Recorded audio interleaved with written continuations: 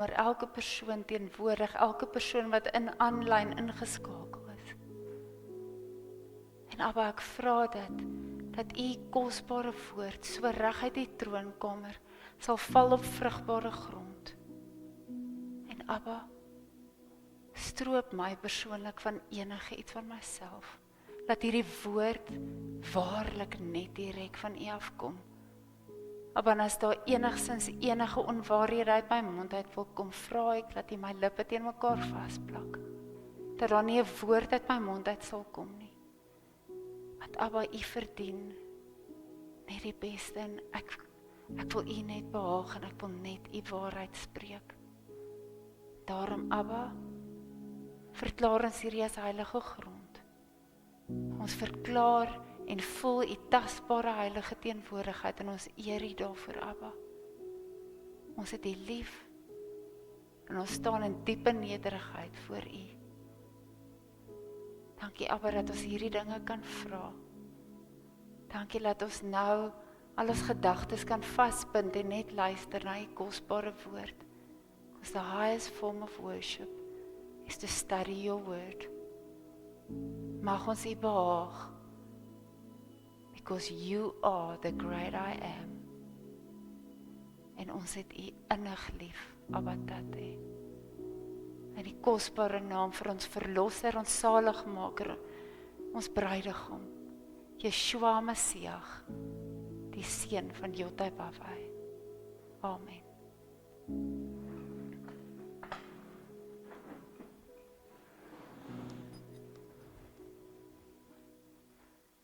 Goeiemôre julle almal en baie welkom by ons 4 evangeliesdiens. Almal wat in persoon hier is, julle is elkeen baie welkom in die huis van Yeshua. En dit is ook regtig vir my 'n reuse voorreg om hier saam met julle as familie te kuier en saam te luister na Abba se woord uit sy troonkamer. Ook 'n hartlike welkom aan almal wat aanlyn ingeskakel is. Waar jy ook al vandaan kyk, ons is dankbaar dat jy deel is van hierdie oomblik. Vanoggend vertrou ons dat Abba, deur sy Gees, 'n woord direk uit sy troonkamer aan elkeen van julle sal gee, dat dit hard en duidelik op elkeen van julle se hart sal land. Mag hierdie tyd vir elkeen van ons 'n tyd van ontmoeting wees, en 'n tyd van ware rus. En so gepraat van die woord rus, het ek sommer 'n vraag wat ek mee wil begin. Dit is eintlik 'n baie eenvoudige, maar 'n baie diep en 'n baie eerlike vraag. Bonita, Tannie Naoom, Oom Gerrit, Oom Roel, vir julle almal. Ek wil hê julle moet dink, wanneer laas het jy waarlik gerus? En ek praat nie net van fisiese rus nie, maar rus in jou hart. Wanneer laas het jy regtig tot daai absolute innerlike rus gekom? En weer eens, ek praat nie van deur TikTok scroll nie, of binnelanders kyk, of op vakansie wees nie. Nee. Ek praat van daai rus wat ons kry net deur ons groot voorsiener. Ek praat van daai rus wat ons kry, wat so natuurlik vloei, wanneer ons totale beheer oorgee aan die Allerhoogste. Ons kan so maklik dink ons is in daai rus, maar ons gee al ons probleme en al ons sorges vir ons Vader, maar ons gaan haal dit terug. En dan probeer ons dit self oplos. Maar so Sarah gemaak het. So, ek dink dit het tyd geword dat ons meer tyd spandeer aan daai totale oorgee en daai totale rus in Abba, wat so mooi aansluit by vandag se diens oor die Sabbat, wat ons 'n bietjie in meer detail gaan ondersoek. So, soos julle reeds kan aflei vandag se titel, vanoggend gaan nie bloot, ek gaan ons nie net bloot praat oor die Sabbat nie, 'n dag op 'n kalender, of dit nou 'n Saterdag of 'n Sondag is nie. Met ander woorde, ons gaan definitief nie in 'n debat betrokke raak vandag oor daai dag wat vasgepen raak op 'n kalender nie. Nee. Ons gaan praat oor 'n verhouding, 'n verbond 'n kosbare geskenk wat baie mense verloor het, omdat hulle besluit het, die Shabbat is 'n wet wat ons nie meer hoef te onderhou nie. Het jy geweet, die skrif leer ons iets baie belangrik oor slawerny. Slawe, dink gaan mooi oor, slawe het geen beheer oor hulle eie tyd nie. In Egipte was die kinders van Israel onder onophoudelike, harde, fisiese arbeid. Hulle lewens was bitter gemaak met swaar werk.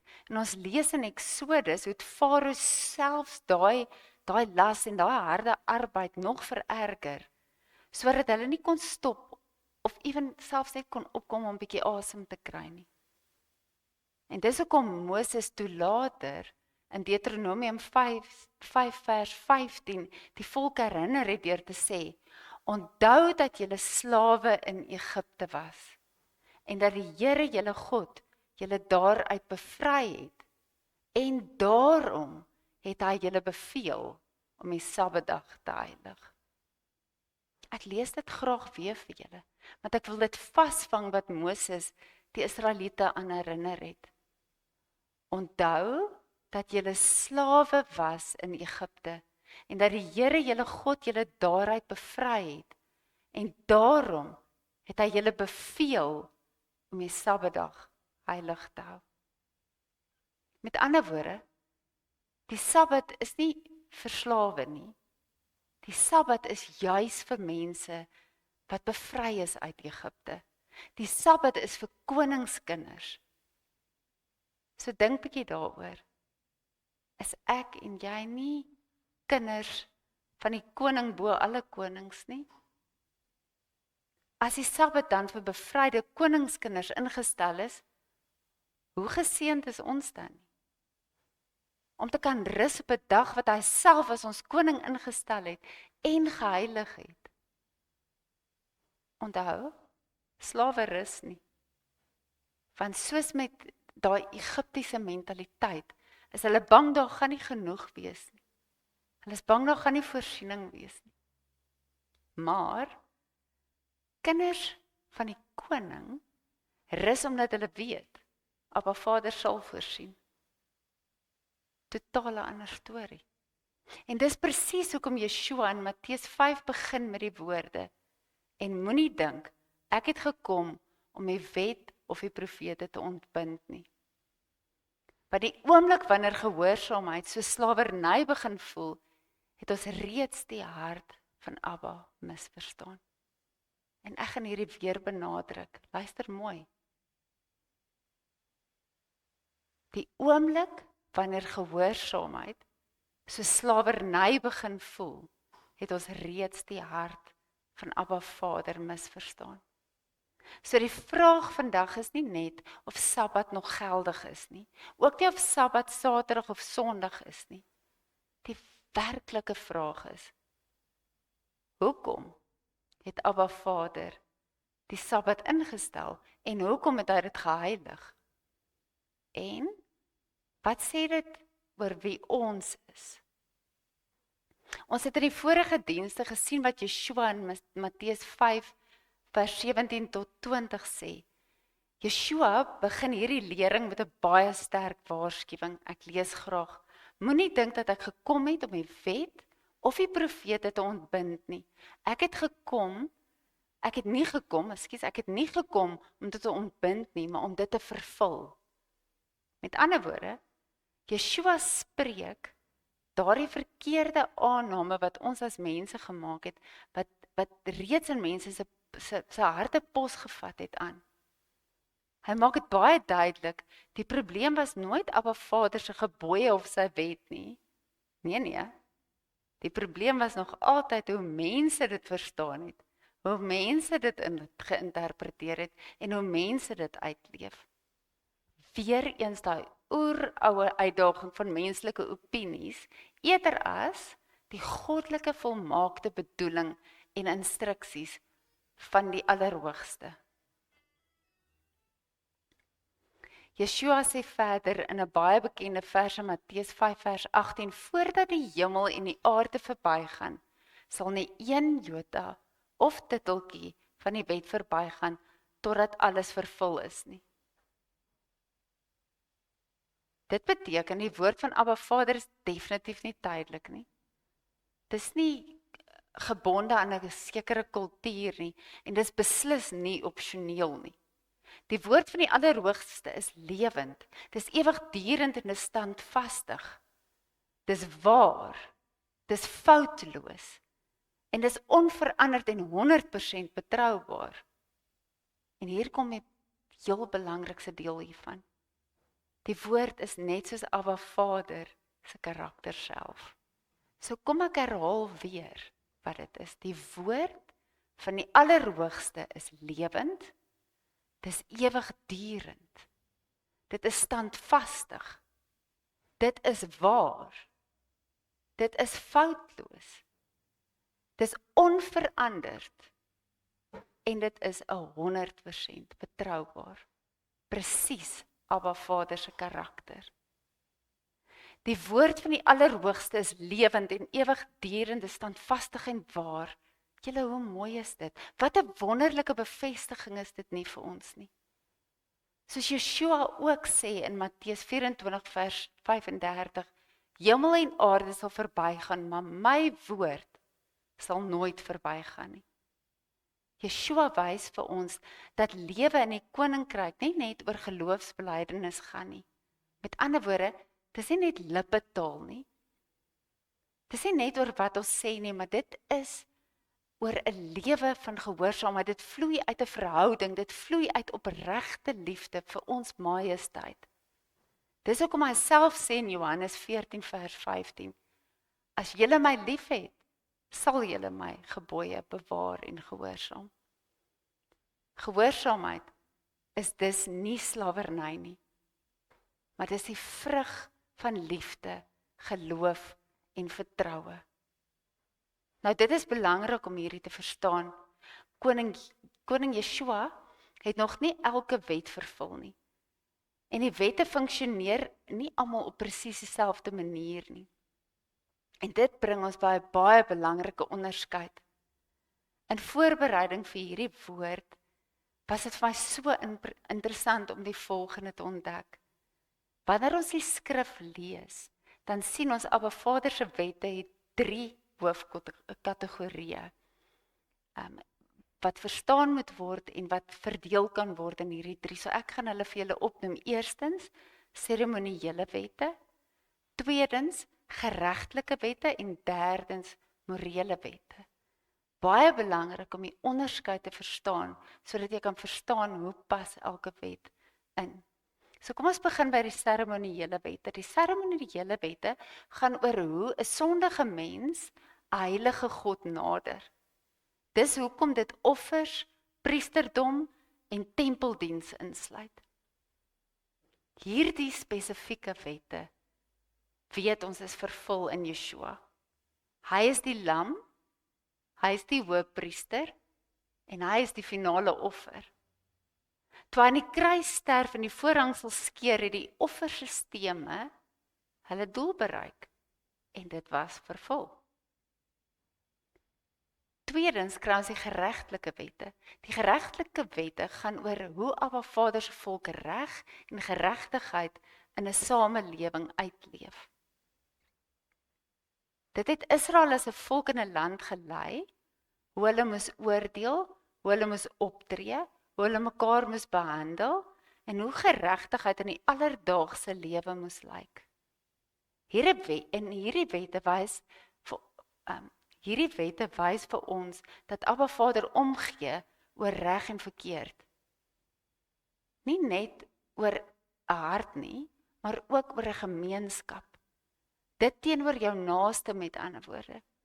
Hierdie geregtelike wette se vervulling in Yeshua se koninkryk het reeds begin waar hy was.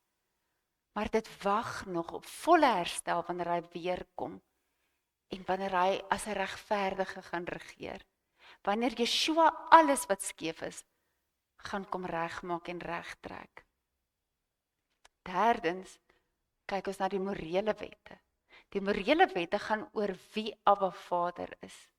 Sy hart, sy karakter en sy standaarde.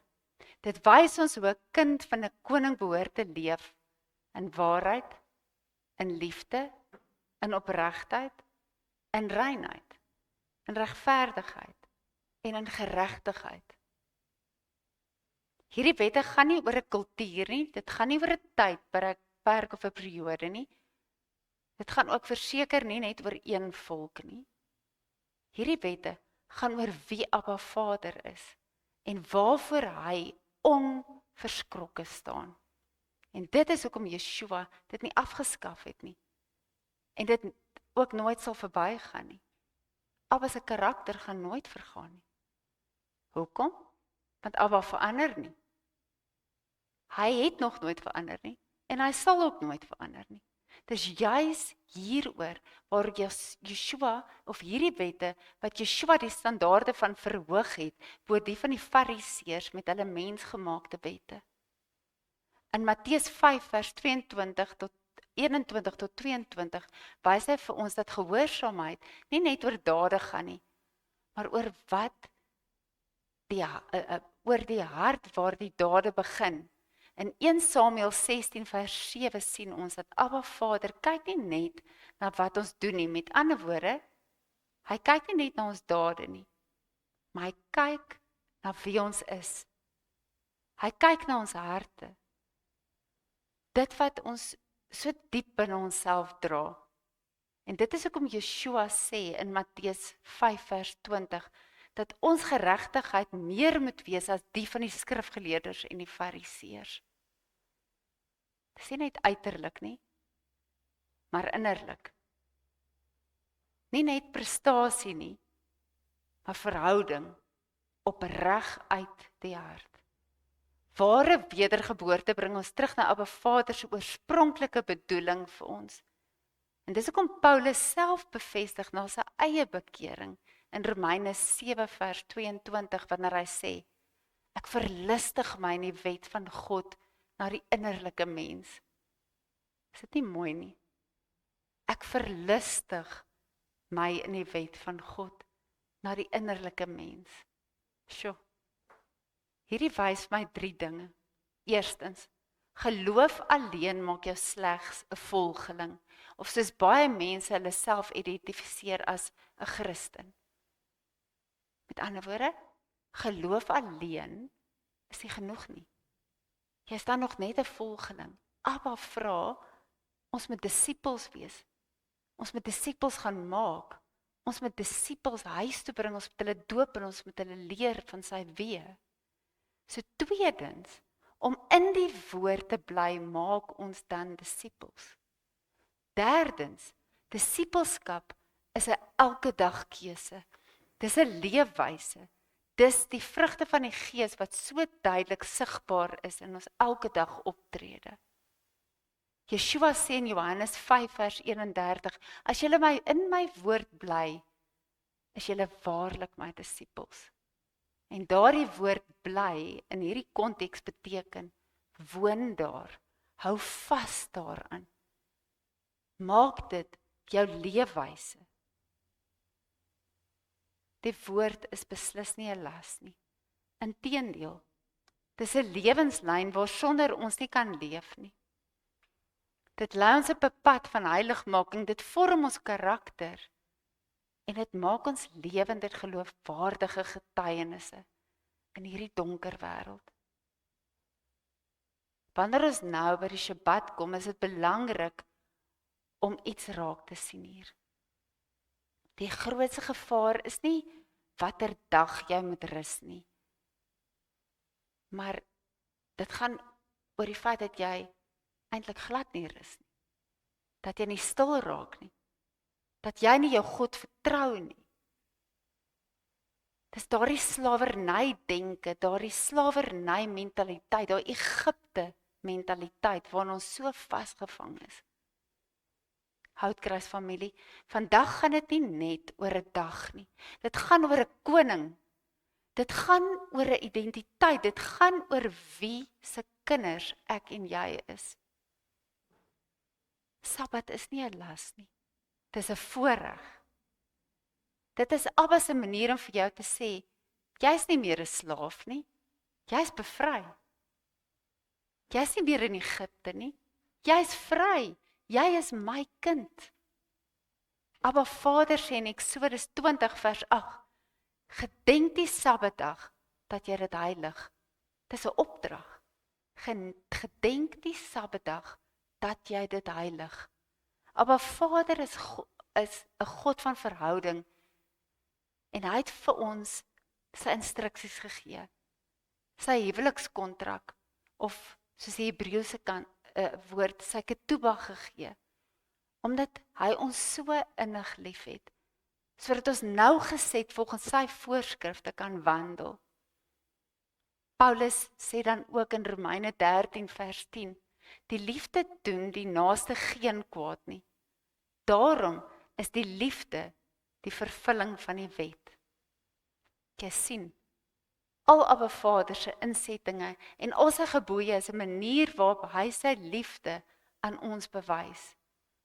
Abba Vader se gebooie is sy liefde in aksie. Dis vir my hoendervleis mooi. Abba Vader se gebooie is sy liefde in aksie vir my en vir jou. Omdat ons Abba Vader liefhet, wil ons sy gebooie gehoorsaam en wil ons dit onderhou. Nie uit vrees nie, maar uit liefde en respek vir hom. Yeshua sê in Johannes 15 vers 9 tot 10, soos die Vader my liefgehad het, het ek julle ook liefgehad. Bly in hierdie liefde van my, as julle my gebooie bewaar, sal julle in my liefde bly, net soos ek my gebooie van my Vader bewaar en in sy liefde bly. Yeshua het dus Abba Vader se gebooie bewaar en dit kom bevestig. Hy het dit nie verander nie. Hy het dit nie nietig verklaar nie. Boeties en sissies, hoekom sal ons nie Yeshua se volmaakte voorbeeld dan volg nie? Hoekom sal ons dan dit self ewen oorweeg om dit anders te doen? Dan sê die apostel Johannes ook in 1 Johannes 5 vers 3, want dit is die liefde tot God, dat ons sy gebooie bewaar, en sy gebooie is nie swaar nie. Ook in 2 Johannes 1 vers 6 sê hulle, en dit is die liefde, dat ons wandel volgens sy gebooie, dit is die gebod soos julle van die begin af dit gehoor het, dat julle daarin moet wandel. Hoor gaga wat sê Judas, in Judas 1 vers 18 en 19, in die laaste tyd sal daar spotters wees, wat volgens hulle eie goddelose begeerlikhede wandel. Dit is hulle wat 'n skering maak, sinnelike mense wat die gees nie het nie.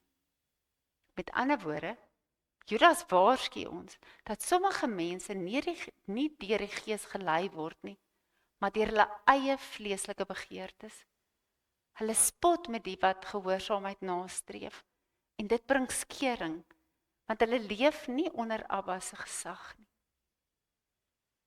So ons weet, die wette of die voorskrifte van Abba Vader word in die eerste 5 boeke saamgevat.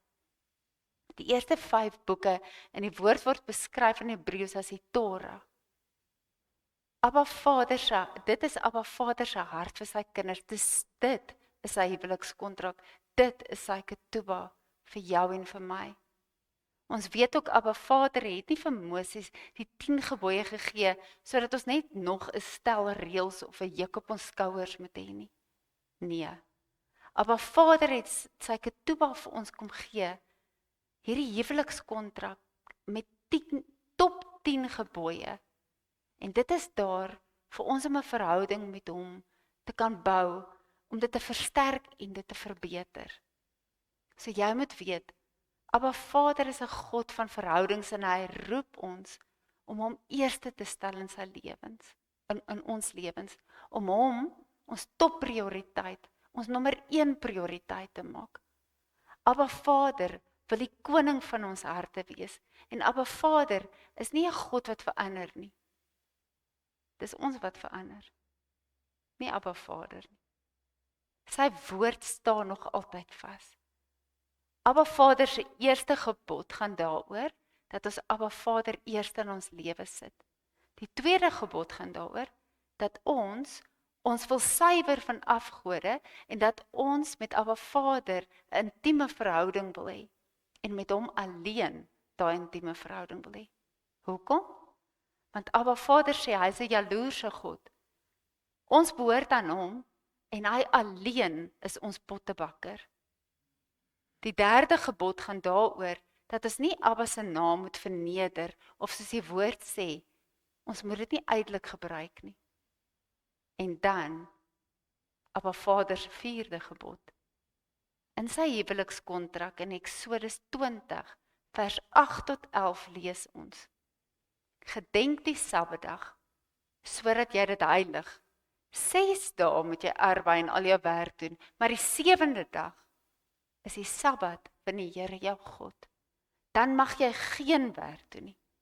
Nie jy, of jou seun, of jou dogter, of jou dienskneg, of jou diensmaag, of jou vee, of jou vreemdeling wat in jou poorte is nie, want in 6 dae die Here die hemel en die aarde gemaak, die see en alles daarin, en op die 7de dag het hy gerus. Daarom het die Here die Sabbatdag geseën en dit geheilig. Het julle agtergekom? Die 4de gebod is die gebod waar Abba Vader die heel meeste inligting gee. Ek wonder hoekom. Is dit miskien dat Abba Vader geweet het, dis die een gebod waar die vyand soveel verwarring gaan probeer saai en soveel skeiding gaan probeer veroorsaak? Daar is soveel menslike opinies oor hierdie gebod. Selfs al gee Abba Vader vir ons soveel duidelikheid daaroor. En wat sê Abba Vader se woord oor sy Sabbatdag? Sy afspraak met ons? Abba Vader gee so baie inligting oor hierdie gebod, en tog glo so baie mense dat net nog 9 van die 10 gebooie van toepassing is en onderhou moet word. Daar word kalma verkondig, Yeshua het alles kom verander, maar ons weet is nie waar nie. En eintlik wat hulle bedoel is, Yeshua het net hierdie 4de gebod kom verander, is dit nie? Want dink daaroor. Almal glo nog steeds daaraan, daar mag nie ander gode wees nie. En Yeshua het nie hierdie gebod kom wegvat nie. Almal glo ons mag nie afgode hê of afbeeldings maak nie. En Yeshua het dit nie kom wegvat nie. Almal glo ons mag nie Abba Vader se naam uitelik gebruik nie. En Yeshua het dit ook nie kom wegvat. Almal glo nog steeds ons moet ons ouers eer, almal glo ons mag nie jok nie, almal glo ons mag nie steel nie, almal glo ons mag nie moord pleeg nie. Ons mag nie egbreek pleeg nie, ons mag nie begeer nie, ensovoorts, ensovoorts. So hoekom, as Yeshua 9 van die 10 gebooie nie kon verander het, of weggevat het nie, hoekom sal ons dink, dat hy hierdie een wel weggevat het?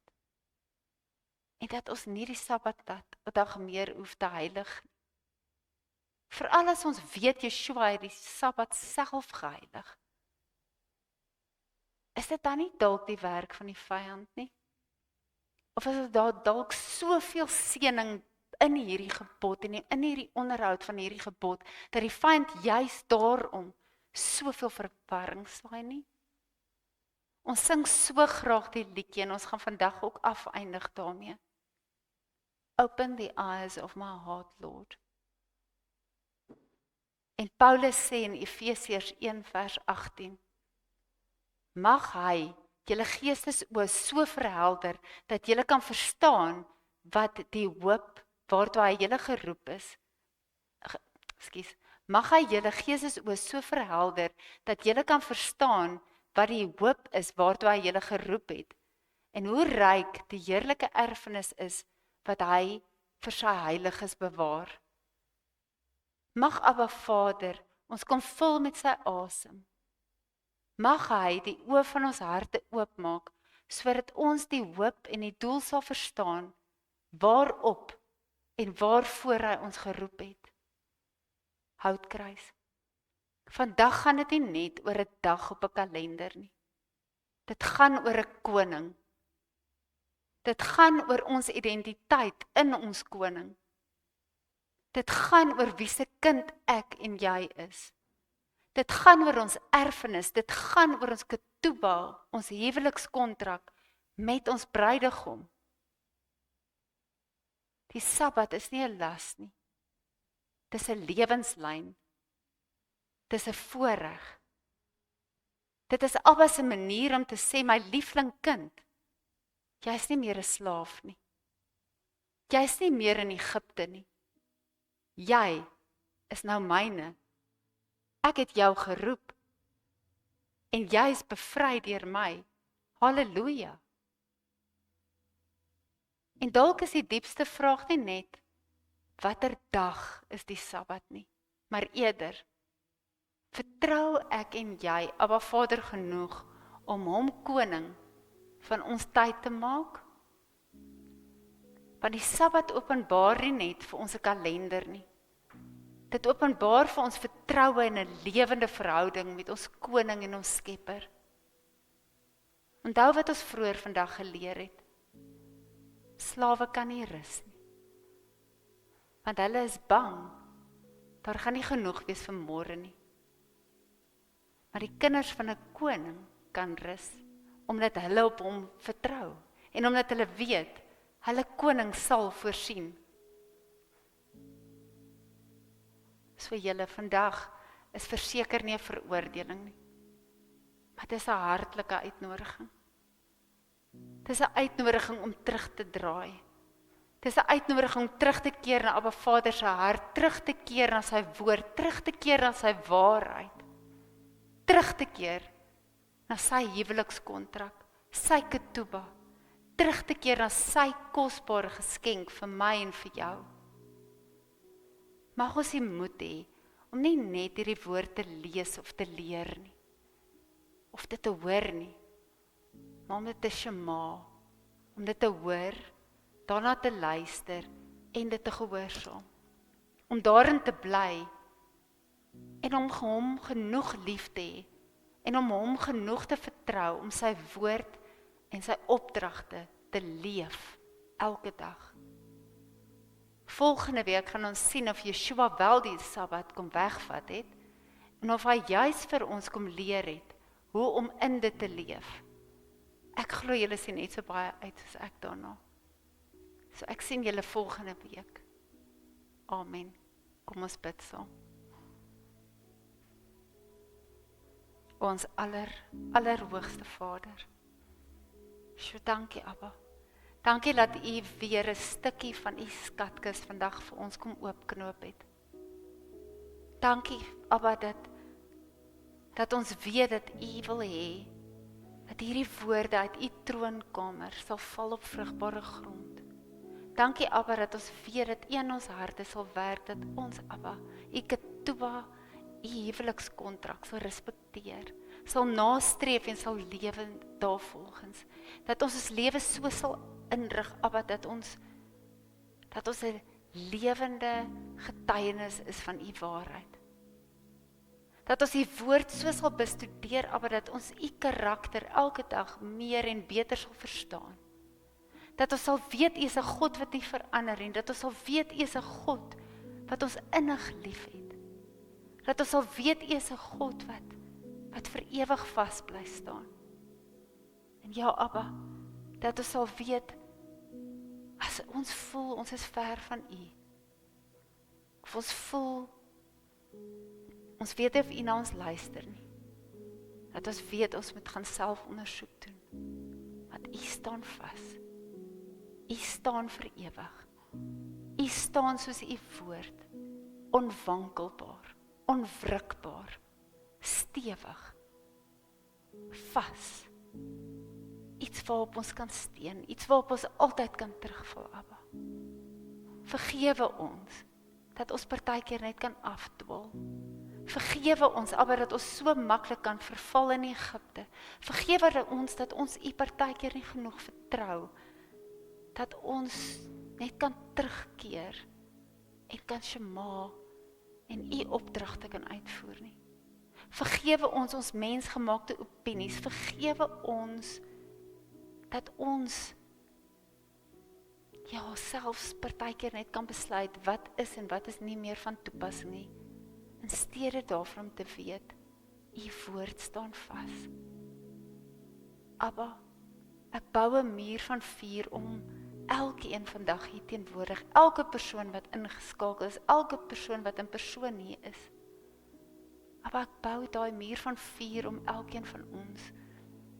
Ek vra u beskerming, ek vra u Ruach, u Heilige Gees, om soos 'n vuur binne ons te brand. Sodat ons nooit sal twyfel nie, sodat ons altyd sal weet, u is by ons, u is saam met ons, u staan vas. Al wat ons hoef te doen is om na u te luister. Al wat ons hoef te doen is om u woord dag en nag te bestudeer, om saam met u te wandel. Daarom, Abba, wil ons nou weer 'n lied aan u rig.